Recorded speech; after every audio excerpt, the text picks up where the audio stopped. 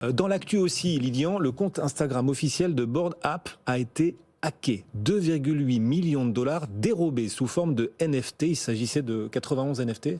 Tout à fait, ouais. Tant qu'il y aura des hacks, il y aura de la méfiance. Est-ce qu'il existe des solutions?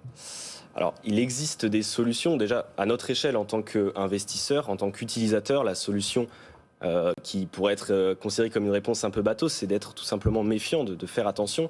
Parce que lorsque vous interagissez avec un protocole de finance décentralisée, par exemple, vous allez valider des transactions d'approbation de droits. Vous allez donner les droits à ce protocole d'interagir avec votre portefeuille. Et c'est vrai que quand on a l'habitude, on oublie presque quand même que c'est quelque chose d'assez important. Donc il faut faire très attention lorsqu'on navigue dans le Web3, si je puis dire ça comme ça. Il faut faire attention qu'on est sur un site officiel.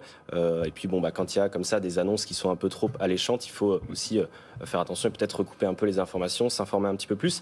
Et puis aussi, il y a des solutions qui existent aussi du côté des développeurs, parce que c'est aussi dans leur intérêt d'essayer de trouver des solutions pour pallier à ce genre de problème. Et il y a une collection de NFT qui s'appelle Oniforce, qui est aussi une collection basée sur la blockchain Ethereum, qui propose une solution assez basique. Alors, je ne vais pas rentrer non plus trop dans le détail, mais il faut se dire qu'on divise son NFT en deux parties. Une partie qui est simplement la preuve que l'on détient réellement ce NFT, que l'on peut stocker sur un cold wallet, un hardware wallet comme sa clé Ledger par exemple, et une autre partie du NFT qui est la frame, donc qui est en fait l'image que l'on peut exploiter après un peu partout.